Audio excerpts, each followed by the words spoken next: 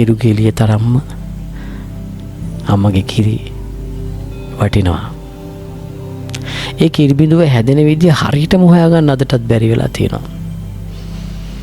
කොහොමද අම්මගේ ලේ කිරි වෙන්නේ කියලා.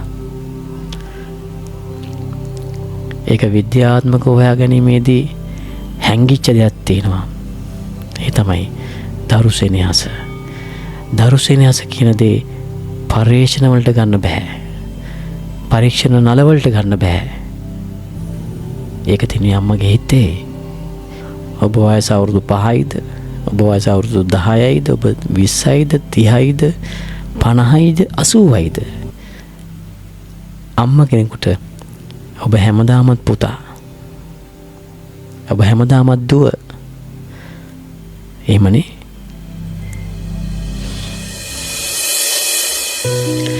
අයිබුවන්. ජීවිතය ගැන ලොකු පාඩමක් එක්ක තමයි YFM ඔන්න අද ඉඳන් ඔයාලත් එක්ක මම එකතු වෙන්නේ. ජීවිතය ගැන කතා කරන්න. ඔයාලත් එක්ක කතා කරන්න. ඒ නිසා දිගටම රැඳිලා ඉන්න. YFM තාම සබ්ස්ක්‍රයිබ් කරේ නැත්නම් දැන්ම ගිහිල්ලා සබ්ස්ක්‍රයිබ් කරලා රැඳින්න. මම හිතනවා අද දවසේ මේ වීඩියෝ එක බලන ඔයාලගේ වලරි වාසනාවන්තයි. මොකද බොහොම හම්බෙන් මේ වීඩියෝ එක ඔයාලට හම්බ වෙන්නේ නැති. හැබැයි ජීවිතය ගැන ගොඩාක් දේවල් ඉගෙන ගන්න අද ඉඳන් පුළුවන්. මාත් එක්ක කතා කරන්න පුළුවන්. අපේ ජීවිතේ හරි වෙනස්. ඒ වෙනස කොහෙන්ද පටන් ගන්නෙ? අපි හැමෝගෙම ජීවිත කොහෙන් හෝ පටන්ගෙන නොදන්නා තැනකින් ඉවර වෙන්න පුළුවන්. දන්නා තැනකින් ඉවර වෙන්න පුළුවන්. ඒ කොහොම වුණත් ජීවිතේ තමයි ජීවිතය. අපිට ලැබුණු ජීවිතේ අපි බාර අරගෙන ඒ යන ගමනේ තමයි ඔයාලට මාව හම්බ වෙන්නේ මේ. මට ඔයාලව හම්බ වෙන්නේ. එහෙනම් ජීවිතය ගැන කතා කරන්නේ නැතුව කොහොමද මේ ගමන යන්නේ අපි? එහෙමනේ. ජීවිතය කියන්නේ මහා ලොකු බරපතල වචනයක්. ඒක අපට නොතේරෙන තැන් ගොඩක් තියෙනවා. ඒක තේරුම් ගන්න පුළුවන් වෙන්නේ අපේ මනසේ දෙට ගියොත් පුතරයි. ඔයාලට පුළුවන්. මම දන්නවා ඒක. ජීවිතේ ගොඩාක් පැති තියෙන අපිට කතා කරන්න. ඔබට පුළුවන් ඔබේ පැති මාත් එක්ක කතා කරන්න.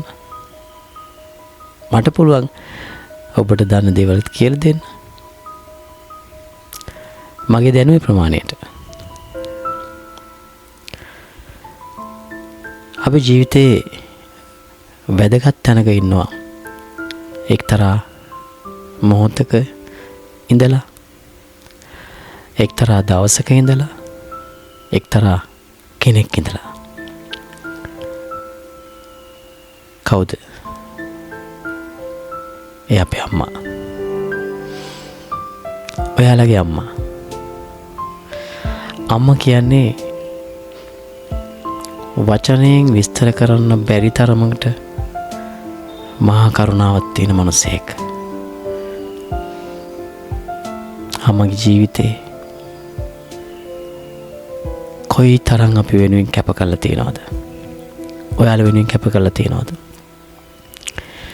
ඒ ජීවිතය හැමදාම යස් දෙක බලන් ඉන්නේ ඔයාලා දිහා. අපි දිහා. කොයි මොහොතේ කොයි විදියට ගියත් අපි යාළට පුතා. ඒ අපේ අම්මා. හැබැයි අම්මා හැරෙන්න වෙන තැනක එහෙම දෙයක් නැහැ. එයා තමයි අම්මා. ඒ නිසා අපේ ජීවිතේ අම්මා කියන්නේ ජීවත් වෙන මිනිසෙගේ වටිනම සම්පත. අපේ හුස්ම තරම්.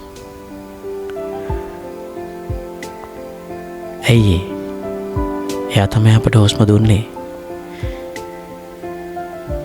එයා තමයි අපට මේ ඇටලේ මස්නහර දුන්නේ. අපේ පණය. පුංචි කාලේ ඉඳලා අපි බලාගත්තේ යා. අපි වෙනුවෙන් පුංචි කාලේ ඉඳලා ඇඬුව එකම පුච්චලයා ආයා.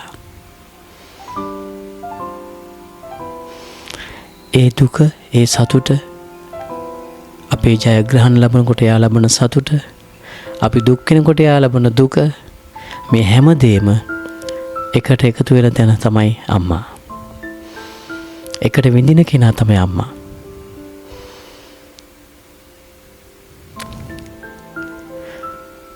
ඒ නිසා ඔබ අම්මා මගහැර ගන්න එපා.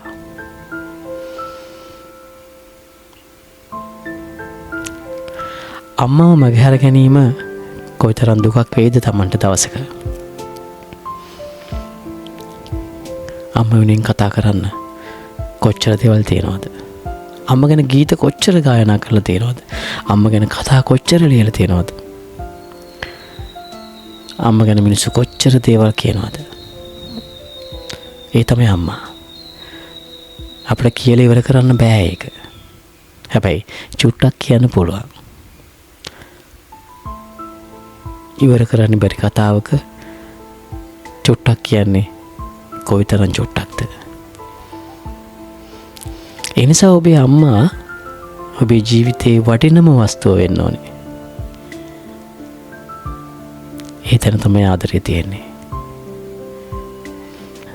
ඒ නිසා මං හිතනවා ජීවිත කතාව අපේ පටන් ගන්නවා ෆිල්ම් එකේ අම්මගෙන් පටන් ගත්තා නම් බොහොම හොඳයි කියලා. බොහොම සුබයි කියලා. ඒකයි දැම්ම තෝරගත්තේ. ජීවිතේ ප්‍රෝග්‍රෑම් එක ඔබට ජීවිතේ ගොඩක් දේවල් මතක් කරලා දෙන්න තමයි තියෙන්නේ. ඒ වෙනුවෙන් තමයි අපි මේ ප්‍රෝග්‍රෑම් එක හදන්න තියෙන්නේ. අද මතක් කරේ අම්මා. අපට අපේ හදවතට දැනෙන අපි කොයිතරම් දුරක හිටියත් අපේ හදවත පතුලෙන්ම කියන්න පුළුවන් වචනය අම්මා. ඒ නිසා මං විශ්වාස කරනවා ඔබ මේ වැඩසටහන බලන මොහොතේත් කොයිම විදියකින් හරි අම්මව මගහැරලා තියෙනවා නම් ඒක වෙනස් කරගන්න. මේ ලෝකේ කොහොම යා ඉන්නවද ඔබ නැතුව? පුංචි කාලේ ඉඳන්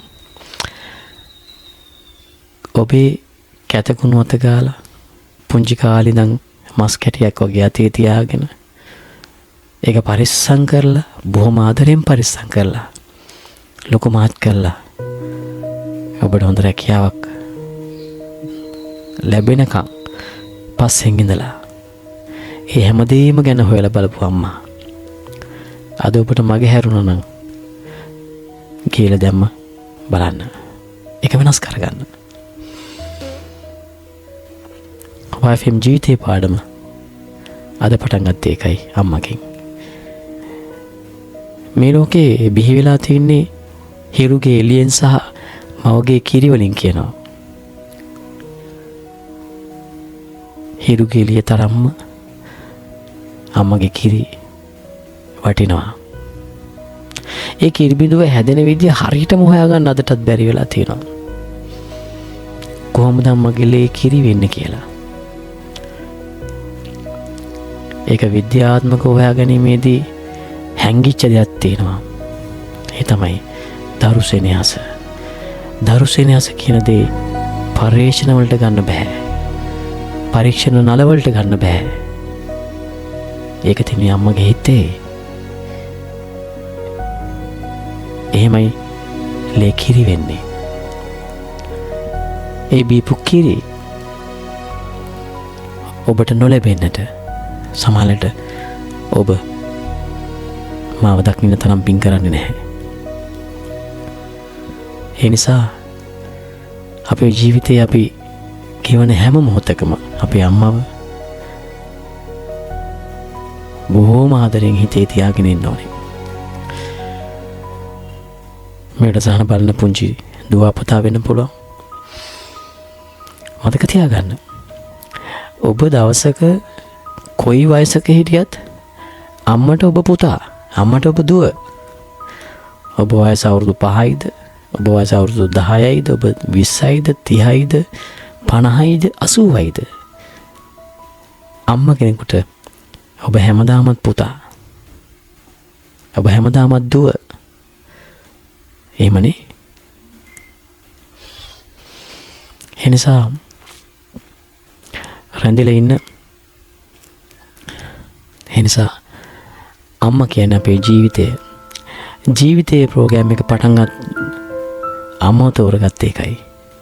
එහෙනම් අද දවසේ මම අම්මා ගැන බොහොම කෙටියෙන් ඔබට චුට්ටක් කිව්වා. ඊළඟ දවසේ අපි ආයෙ හම්බෙමු. ගොඩාක් ලොකු ජීවිතය ගැන බින්දක් කතා කරන්න. එනම් ගිහිල්ලා නම් බොහොම ස්තුතියි.